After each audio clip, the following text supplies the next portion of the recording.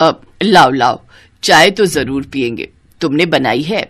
जी मैंने बनाई है, और ये साथ में पकौड़े भी लीजिए प्लीज, ये भी मैंने बनाए हैं। अरे वाह, तब तो जरूर चखेंगे। ये कहानी है आरती की। आरती बहुत सुंदर और संस्कारी लड़की थी। वो अपने माता पिता के साथ गांव में रहती थी। उसके पिता किसान थे जो सब्जियां उगाते थे। उस दिन आरती के लिए उसके घर रिश्ता आया था। सुमन अपने बेटे आकाश का रिश्ता आरती के लिए लाई थी। आरती ने बड़े ही प्यार से सबके लिए चाय और पकौड़े बनाए थे। फिर जैसे ही सुमन ने पकौड़ा चखा, बढ़िया बनाए हैं। जी, मेरी बेटी खाना बहुत ही अच्छा बनाती है। उसके हाथ के खाने की सभी लोग तारीफ करते हैं। ये तो बहुत अच्छी बात है बहन जी। अब तो आप झट मंगनी और पट ब्याह की तैयारी करो। कुछ दिनों के बाद ही आकाश और आरती की शादी हो गई। आकाश शहर में चाय पकौड़ों का ठेला लगाता था। वो पकौड़े बेचकर आराम से अपने घर का गुजारा कर लेता था। फिर शादी के 2 दिन बाद क्या हुआ, आप बड़ी जल्दी जग गए? मैं तो रोज इसी समय जग जाता हूँ। सबसे पहले अपना ठेला साफ करता हूँ और फिर पकौड़ों की तैयारी करता हूँ। फिर ठेला लेकर नाश्ते के समय तक बाजार पहुंचना होता है ना। देर हो गई तो ग्राहक निकल जाएंगे अपने अपने काम पर, बिना मेरे ठेले पर नाश्ता किए। बस इसीलिए जल्दी जागना पड़ता है। और वापस कब आते हो आप? ये तो ग्राहकों के ऊपर है। जिस दिन अच्छी बिक्री हो गई उस दिन दोपहर तक आ जाता हूँ, वरना कई दिन तो शाम भी हो जाती है। ठीक है, चलिए मैं आपकी कुछ मदद करा देती हूँ। तुम क्या करोगी? जाओ सो जाओ। नहीं, आप इतना काम अकेले करेंगे और मैं सो जाऊं, ऐसा कैसे हो सकता है? इसके बाद आरती ने सबसे पहले आकाश के साथ उसका ठेला साफ करवाया। अरे वाह, सच में आज तो सारा काम बहुत जल्दी हो गया।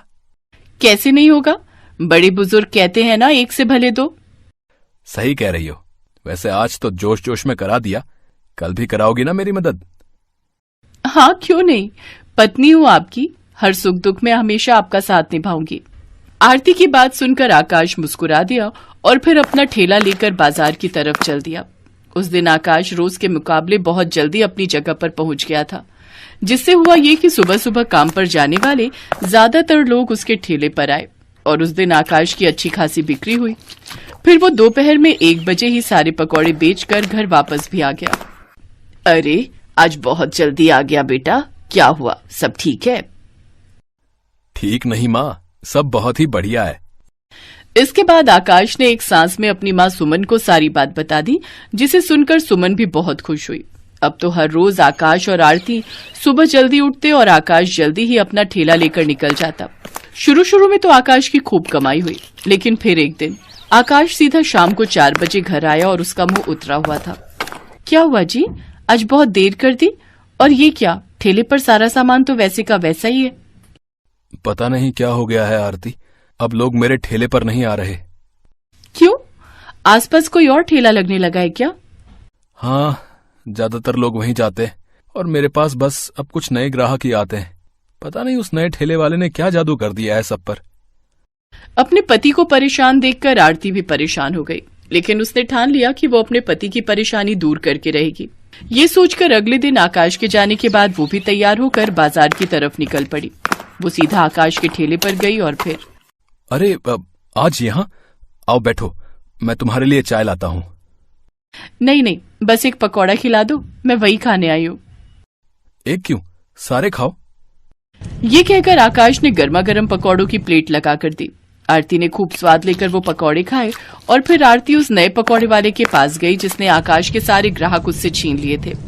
वहां उसने देखा कि असल में उस ठेले पर मिर्च के पकौड़े तले जा रहे थे, जिन्हें खरीदने के लिए लोगों की भीड़ लगी थी। तो आरती ने भी एक प्लेट ऑर्डर की और फिर, अच्छा तो ये है राज, यहाँ के लोगों को तीखे पकौड़े चाहिए। अब समझी। इसके बाद आरती वहीं से सीधा अपने मायके चली गई। उसे देखकर उसकी माँ फूलवती और पिता राधेश्याम बहुत खुश हुए और फिर, पापा मुझे आपकी एक मदद चाहिए। क्या हुआ बेटी, सब ठीक तो है? हाँ पापा, आप एक काम करो, अब आप अपने खेत में तीखी मिर्च की खेती करो। अच्छा, खेती तो मैं कर लूंगा। प्रधान जी से कहकर बीज का इंतजाम भी हो जाएगा, पर इतनी सारी मिर्च खरीदेगा कौन? मैं खरीदूंगी पापा, सारी की सारी, बस मिर्च तीखी होनी चाहिए। इसके बाद आरती वापस लौट आई। ग्राहक कम होने से आकाश की माली हालत खराब होती जा रही थी।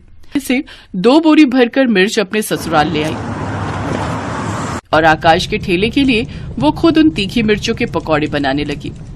आकाश का काम अब सिर्फ आवाज लगाकर ग्राहकों को बुलाना, आओ आओ खा लो तीखी मिर्ची के पकौड़े, दुनिया के सबसे तीखे पकौड़े, आओ आओ।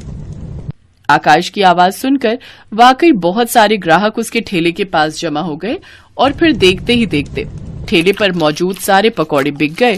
और फिर ठीक 1 साल बाद आहा भाई, मजा आ जाता है यहाँ के पकौड़े खाकर, वाह वाह वाह वाह, आहा। दुकान पर खड़ा हर ग्राहक यही बात कर रहा था। और उधर काउंटर पर, अब तुम संभालो आरती, मैं जरा गांव जाकर मिर्च ले आता हूँ। हाँ, और सुनो, ये 25,000 रुपए लेते जाओ, पापा को दे देना 10 बोरे मिर्च के लिए। वैसे अपने पापा के लिए मुझे लूट तो नहीं रही हो तुम? हाँ, लूट रही हूँ, अब जाओ जल्दी। भगवान करे सबको ऐसी ही लुटेरी पत्नी मिले।